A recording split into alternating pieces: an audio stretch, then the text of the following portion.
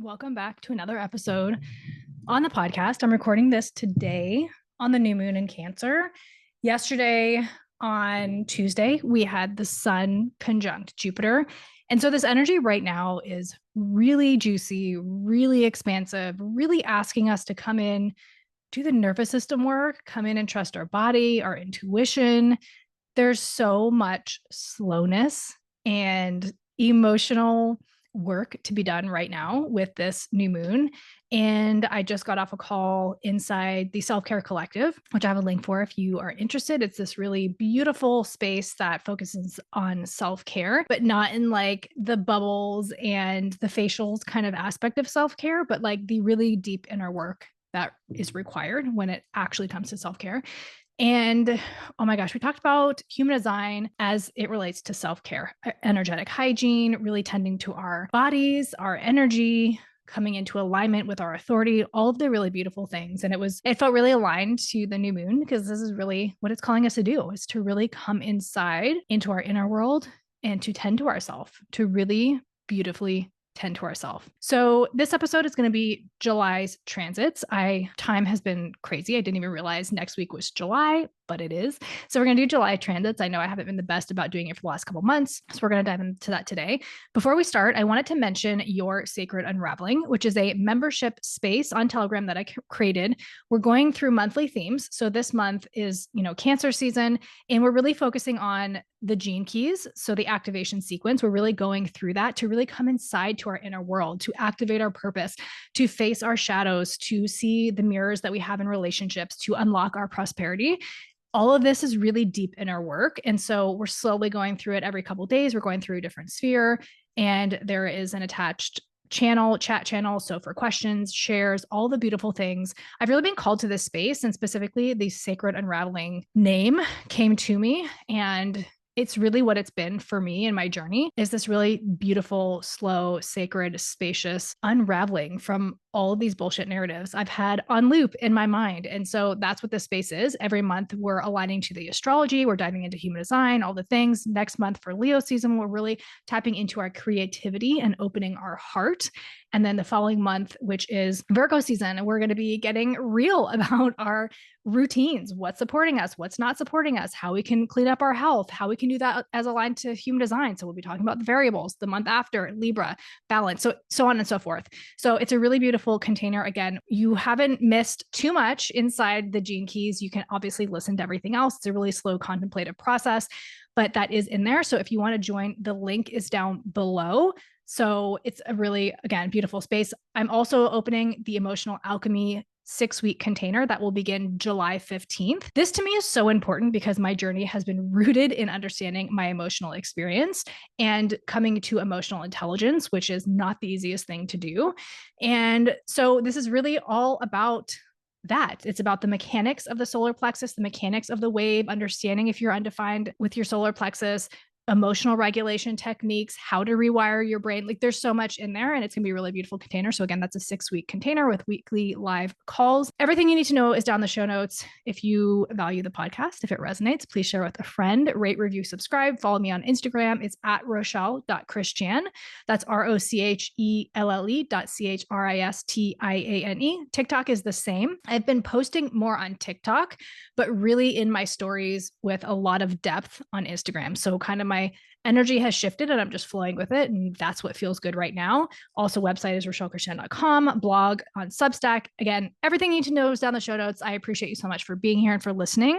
So let's just dive into July. So June has been this really interesting time. It's felt really slow, really spacious, which is really interesting because, Gemini, up until the 20th was Gemini season. And I did notice that during Gemini season, I was a lot more social. I was going out more. I was drinking a little bit more than I usually do. I was meeting up with people for coffee and doing sort of like these things. And since we flipped into Cancer season, Cancer is in my 12th house. So make sure you look at your house that Cancer is in for you, because that'll give you an extra layer of how this energy may present to you. The 12th house is about the subconscious.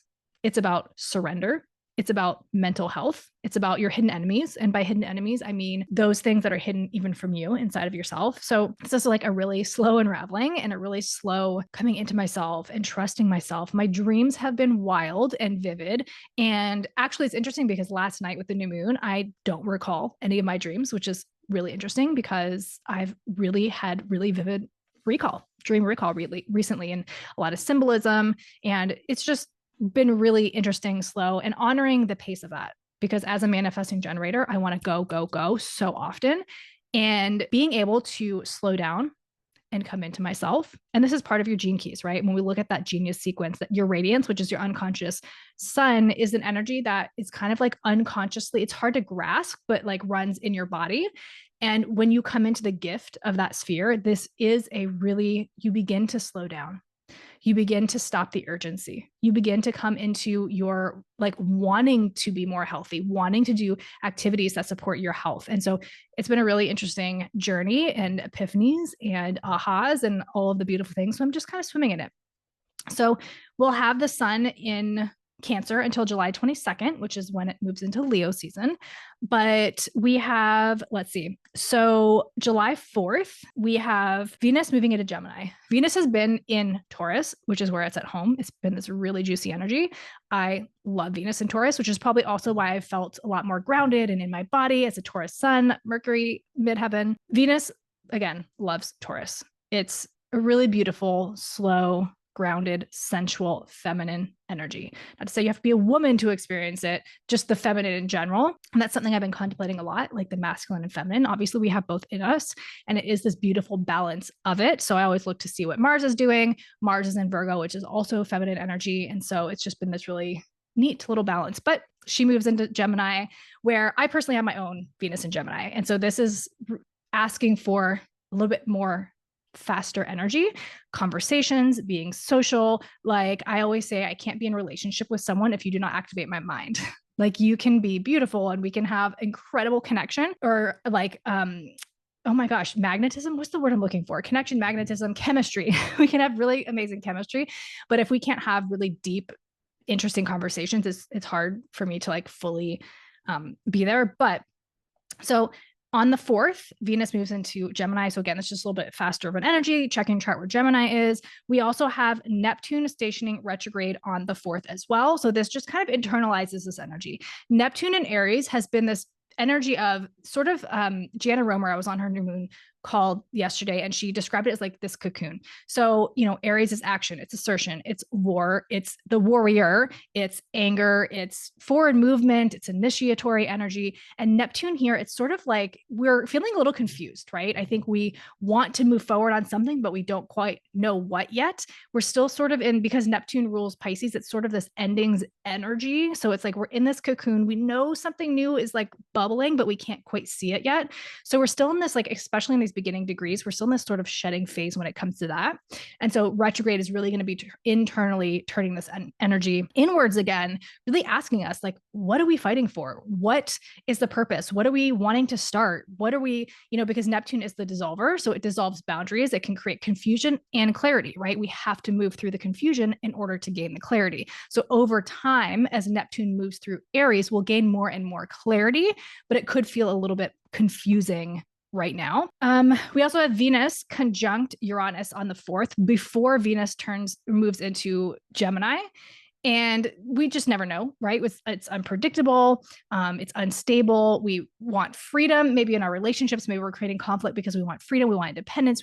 Uranus is where we want to be different. We want to be unique. And I would even venture to say we need to be unique in that area, wherever Uranus is. And so again, when these two come together, what's coming up in your relationships? Are you feeling resistant? Are you wanting to push back? Are you wanting more freedom? Like, what is coming up around that? It could even be material things like resources. How are you feeling towards your money? Are you wanting to spend? Are you wanting to hoard? Like, what's coming up around that energy?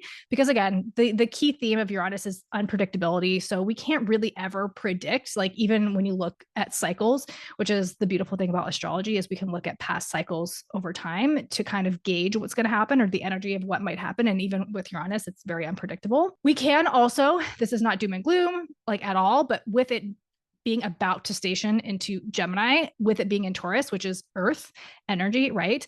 There could be some earthquakes. There could be some volcanic, like seismic activity. Could be, again, we don't know, but that's sort of, when when Uranus was retrograde and stationed direct, that's when we had all the plane things going on, like all the aviation, because Uranus rules the sky as well. So it was sort of like that when it stationed retrograde, it was like, I always, use the analogy of like a train when it stops, it's like everything shutters and then it moves the other direction. And it's kind of like that energy, what I perceived it, what was going on in the sky. So that's all happening on the 4th. On the 7th, we have Uranus moving into Gemini. This is going to radically change the way that we think because Gemini is ruled by Mercury. It's communication, it's your mind, it's curiosity, it's fact finding. And so with Gemini moving in there, we've sort of had Jupiter expanding us there, maybe making us super optimistic in the areas. I feel like it was a lot of like saying the thing, maybe on social media, because it's also social media, like saying the thing on social media that you wouldn't say otherwise. So we've had this big expansion around Gemini. And now Uranus is coming in and we're radically going to shift the way that we've been thinking about things, the way that we're communicating things, the way that we're connecting to social media. And who knows how that's going to look, only time will tell, but that's kind of a core theme that we're going to find is our mind, the way that we think about things is going to be changing as Uranus moves into Gemini. We have Saturn stationing retrograde on July 12th. So again, this is that internal, introspective sort of energy with Saturn. Saturn is karma, restriction, it's lessons, it is wisdom, it's time, father time, right? So where is time going to get a little bit funny, specifically around initiating things or starting things or maybe frustrations? We might feel a little frustrated because it's also conjunct Neptune, so we're not seeing clearly, right? And Saturn wants us to ground down. It wants us to get a little bit serious. It wants us to plan and organize and structure and all of these kind of things. It wants us to like follow a set timeline. And so it kind of like doesn't make sense right now. So again, depending on where Aries is in your chart, we might feel a little up and down, when it comes to that. We have our full moon backtracking a little bit. Our full moon in Capricorn is happening on July 10th. And this is happening in gate 54 in human design, which is the gate of drive. It's found in the root center. So it's pressure to move and to be driven. And so this sort of like closes up this 6 months, right? We had our new moon in Capricorn back in January where we were setting intentions, we were getting clear on the things that we wanted to do. And now it's like come full circle. So this is why astrology goes in 6 month cycles, specifically when it comes to the moons.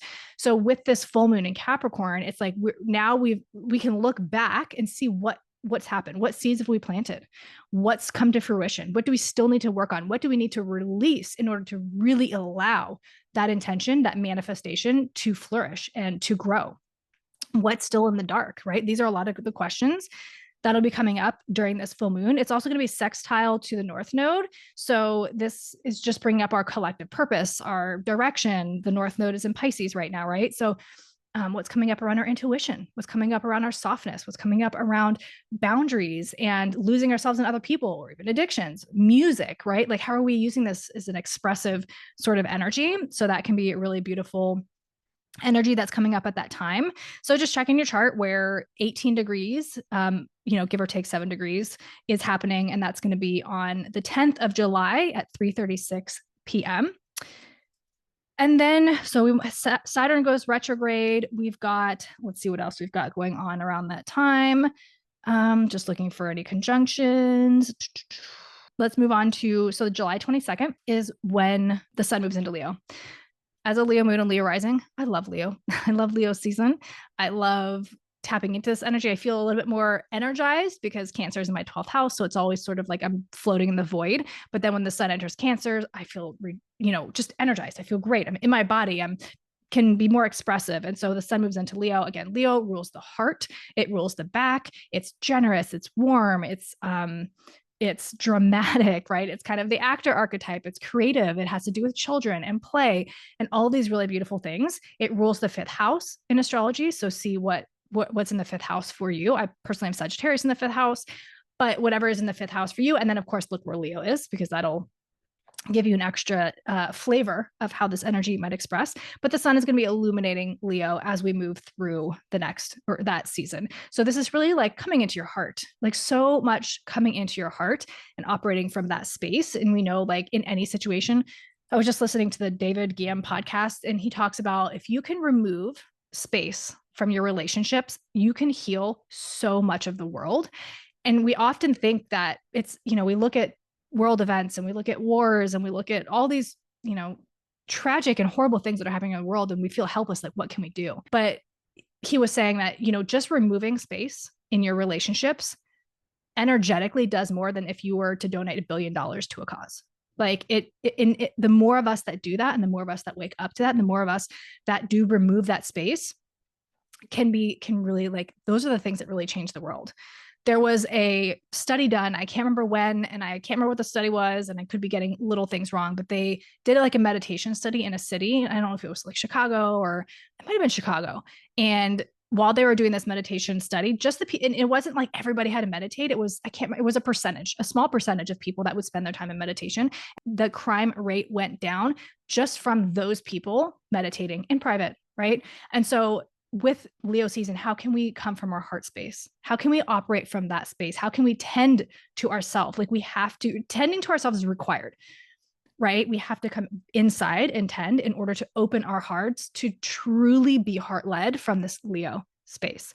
So again, like David Guillen was saying, like, how can you remove space from your relationship? So what I mean by that is, like, with my kids, like, sometimes we were talking about this today in the workshop, the self-care workshop. But sometimes, like, when I'm trying to do something like work-wise or cleaning the house or whatever it is, my kids are asking me questions, they want my attention, I can get really frustrated because I'm like, I'm trying to do something. Can you give me a minute? Right. But like, that creates space between us. So how can I remove that space and instead put down the thing that I'm doing and be like, hey, what would you like to do right now? Like, how can I show up for you in this moment? Like, what is it that you need from me? Right. And give that time, whether it's 10 minutes, 15 minutes. He was talking about how his son wanted him to watch like Peppa Pig for an hour. And he was like, that was the most difficult hour, but it taught me so much, because instead of being busy and filling time and creating space and distance and this and that and the other thing, he spent time with his child for that 1 hour.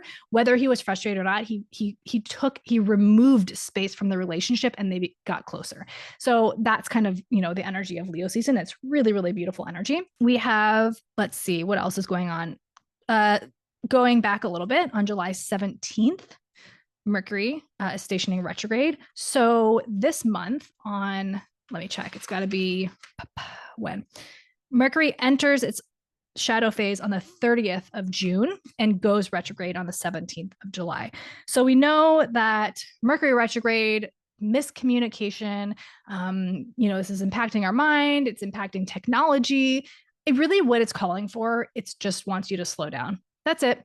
If you slow down, Mercury retrograde will feel like nothing. If you are constantly trying to push and force and you're not rereading and you're doing things and you're making decisions and this, that, and the other thing against the energy, that's kind of when we have these hiccups, these technological glitches, these miscommunications. But if you're slowing down and you're honoring yourself and you're just maybe looking over something twice, thinking about something twice before you speak, like those kind of things will help you really more so flow with the energy and learn more from the energy. We have our new moon in Leo on July 24th. This is happening in gate 31, and gate 31 is the gate of influence. It is found in the throat, pointing towards the G center. This new moon, so the new moon and the sun are conjunct in Leo, and it's going to be it's going to be trine to Saturn in retrograde, sextile to Uranus, trine to Neptune, so Neptune and Saturn, and it's going to be opposite Pluto. So this is going to be a big one, especially with Pluto in there. Pluto is really asking us what needs to die. Like, what do we need to shed in order to come into this new version of ourselves? What in our life needs to be released in order to set these manifestations, right? So new moons are great times to plant seeds, to set intentions for manifestations, but Pluto here is putting the pressure on, like, what do you have to let go of? What needs to die, metaphorically, egoically, in order for you to step into that energy of who you are, right? Of the thing that you're calling in. And specifically right now, as we're sort of moving through this new moon energy, what's been coming up for me a lot, especially with Jupiter in Cancer, and Jupiter's going to be in Cancer for a full year. This is so much to do with nervous system. Like, I can talk about astrology all day. I can talk about human design all day. I can tell you everything that you need to know about yourself, your energetic blueprint, your frequency, like what you can do to align. I can tell you all of these things. But if you're not regulated in your nervous system, it's not going to matter. Nervous system regulation is so huge. And that's really what's coming up for me right now, because in order to make the big steps forward, the growth. We have to hold our nervous system has to be regulated enough to hold the space for the expansion. And if it's not, I just saw this really great thing on Instagram, and he was talking about a pendulum. It's like our growth and our healing is this pendulum. So we go up and we feel aligned and we're making great decisions and we feel really confident and we're moving forward and we're taking action and all these things. But then the pendulum dips back on the other side and we're kind of facing all those shadowy parts of us. And we can revert back to that and we can kind of undo what we did in the higher point of the pendulum. Or when it's in that backward swing of the pendulum, we can know that we don't need to do anything. We can meditate. We can find stillness. We can be with the emotion, even though it's fucking challenging to sit in that place, to feel like I haven't changed at all. Why is this still coming up for me? But the challenge there is to be with it, to not do anything about it. Just be with it. Meditate, journal, go for a walk, whatever it is, because that pendulum is always going to come back to the other side. And if you sit there in stillness, in meditation, in your inner world, if you do that work, then when you swing back up, it swings back up higher. Right. And so it's always going to be that way. No matter how far along in your journey you get, you're always going to be swinging up there and you're always going to be going back, but you're not going to be going back to the place where you started. You keep making progress. You keep progressing, right? Even though it doesn't always feel like it. So this time right now really feels a lot of like coming inside and doing the nervous system work, right? I pulled 2 cards for Cancer season. And since Cancer, season goes until July 22nd, one was the moon, which is actually ruled by Pisces. And this is really asking us to sit in the void, sit in the darkness, sit in the nothingness, right? Take away the distractions, peel away the busyness, and just be with yourself in those moments, which is so hard to do. This is what Emotional Alchemy, the program that I'm starting July 15th, this is like a core theme of that. Because when we're in that emotional space, we always feel like, and of course it depends on your human design, but it always feels like this pressure to do something, to make it go away, to make it stop, to make it transform, like we want to shift it. And in that want to do something with it, to change it, to transmute it, to transform it, to just make it go away, we're actually making it bigger, right? So it's like being in that void, in that dark space, and just knowing that we don't need to do anything. We're just kind of floating around, right? It's not comfortable for sure, but we're in that space and we're just with it, then we can really come and transmute it and alchemize it when we come out the other side of that, right? And then the second card I got was Judgment. And Judgment is ruled by Pluto. So these 2 themes we're seeing a lot, right? Because even the new moon today, it's in a quincunx to Pluto, which again is just asking for this death. Like, what do we need to release? What do we need to let go of? What needs to die? What part of our ego needs to be shed? And so that's definitely the theme of Pluto and Aquarius, right? Because Aquarius wants freedom, independence. It's quirky, it's weird, it's different, right? And we have to release parts of ourselves, that judgment, that expectation, the fear of judgment, all those things in order. It's like to be authentic is an act of rebellion, and that's what Aquarius is. And so Judgment, ruled by Pluto, this card is asking us to look like, what judgments are we afraid of? What judgments are we holding on to? What do we need to be radically honest about in ourselves to let go of in order to come into this higher and more aligned version of ourselves? So the best way we can do this, right, is through relationships, the mirrors in relationships. So when we're triggered in a relationship, what is that? Oh my gosh, like, what is that showing us? I was at work the other day and someone was so snippy with me and so rude. And that's like, for me, when people are condescending, that really rubs me the wrong way. And because I'm like so deep in this work, I had to sit there and I was like, man, where am I condescending? I hate it. I don't want to be condescending. I'm not condescending. That's my first instinct. Like, I'm not like that. I'm so patient and kind.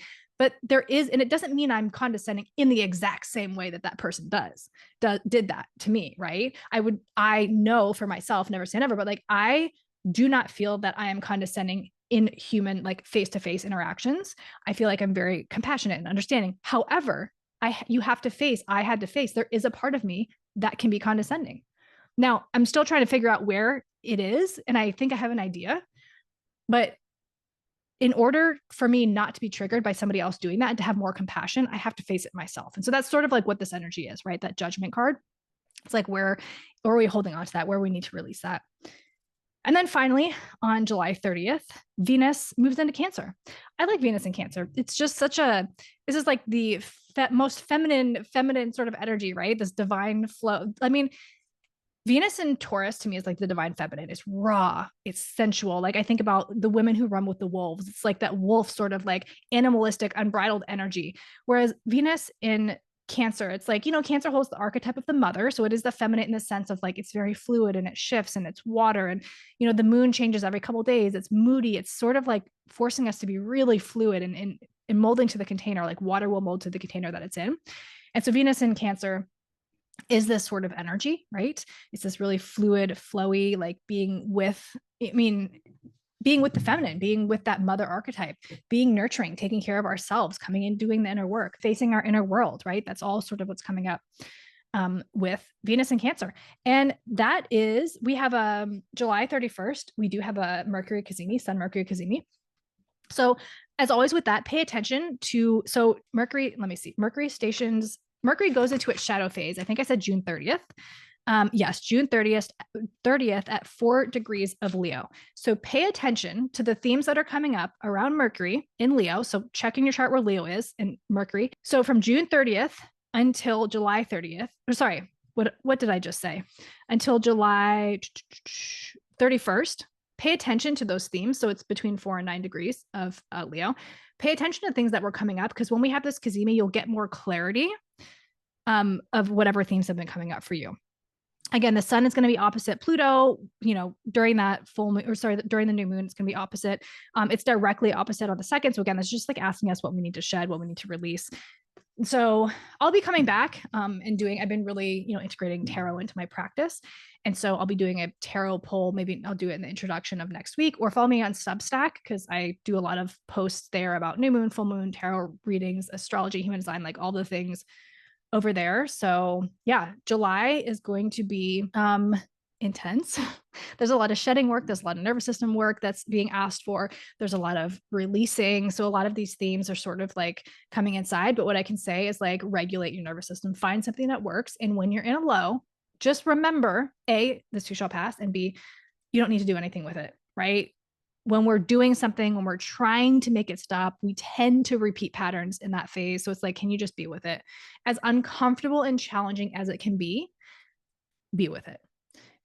And that's what I have for you. That is what July is looking like. I'll be back next week with an interview. I'm going on vacation the 7th until the 13th. I'll be back on the 13th, probably late in the evening. But I will still have an episode coming out that day. It might be a interview instead of a solo. We'll see what's going on. But anyway, still a couple weeks until then. I hope this was helpful. Let me know if this resonates. Share with a friend. Again, all the things. And I will talk to you next week.